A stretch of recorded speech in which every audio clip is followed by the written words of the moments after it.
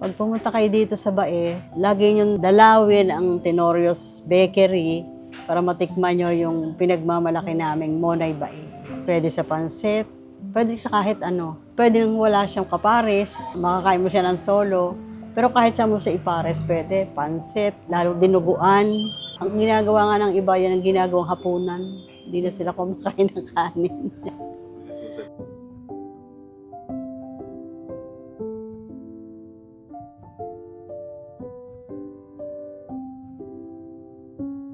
Ako si Isidra Abalayan Tenorio, pero ang tawag sa akin Nanay Ising. Ako yung asawa ng si Pedro Tenorio, yung ng Monay Bae. Nag-umpisa kami 1969. Kasi yung pinsang buo ko, marunong mag-bakery. Sabi nila doon sa mister ko, pare mag-bakery tayo. Sabi naman ng mister ko, ay ayoko mag-bakery kung di ako manager.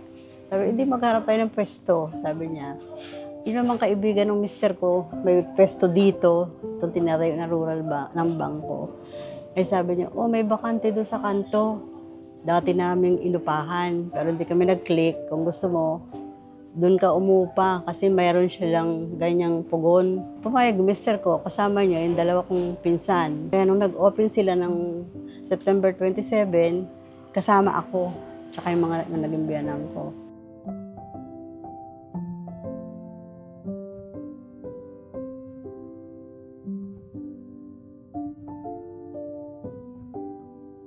Nung nandoon pa kami, hindi pa naman kilala yung Monay Bae kasi ang ano lang namin noon, yung mga karamihan pandesal. Ano kami sa pandesal noon kasi ang lutuan nga namin pugon. Siyempre iba yung lasa ng luto sa pugon kaysa sa oven. Tapos noong mag-ano nga kami, si seminar mister ko, nag-ano siya ng Monay, masipag yun, tsaka mabusisi sa Naisipan niyang mag-invento. Yun, nag-click siya. Mura pa noon, piso lang, ang laki-laki. Dahil doon, 11 pesos lang isang sako ng harina. Meron namang pinuno ng bayan na naaamoy niya yung tinapay. Pag oras, alas 2 lang kami ng hapon nung nagluluto ng Monay. Pinapunta niya yung bodyguard niya, pinatignan. Say, ano ba yung naaamoy kong tinapay? Pinakita namin yung Monay. Tinikman niya. Hindi nila doon, tapos tinikman. Tapos yun, nagpabili. Gusto lang niya tostado. Yung mataas na yung mayor na yun, pag may bisita siya, nag-order sa amin ng Monay. Siya niyang ipinakakain. Siyempre, yung mga nakakakain, sabi daw masarap. Nakakilala yung Monay dahil dun sa mayor na yun. Siya yung nagbinyag ng Monay Bae, kaya naging Monay Bae. Pero parang naman pangkaraniwang Monay lang yan ng permero nga eh. Mister ko nga lang naka-discover nung kanyang timpla na yun.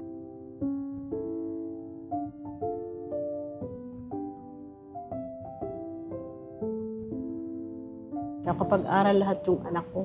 Yung panganay ko, doktor, nasa UK.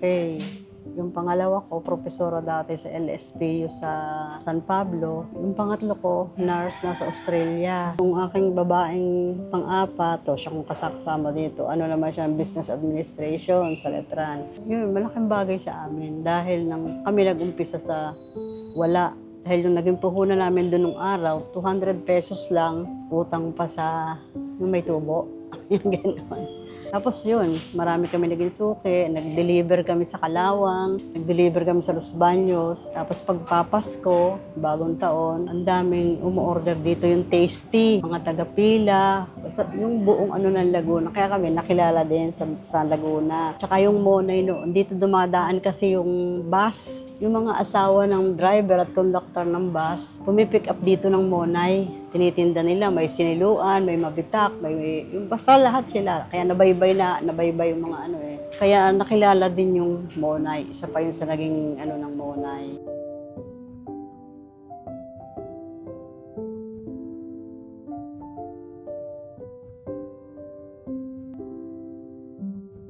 Talagang maraming salamat sa Panginoon. Unang-una sa Panginoon, ikaalawa sa mga customer nga namin na patuloy na tinatangkilik yung aming mga produkto, yung aming mga tinapay at nakakarating na rin sa ibang bansa kasi pag umuuwi sila, nag-order at dadalahin nila sa ibang bansa. Maraming salamat sa kanilang lahat at nawa ay patuloy pa nilang tangkilikin. Dito kami sa Bae, sa Poblasyon, Rizal Avenue, Barangay San Agustin.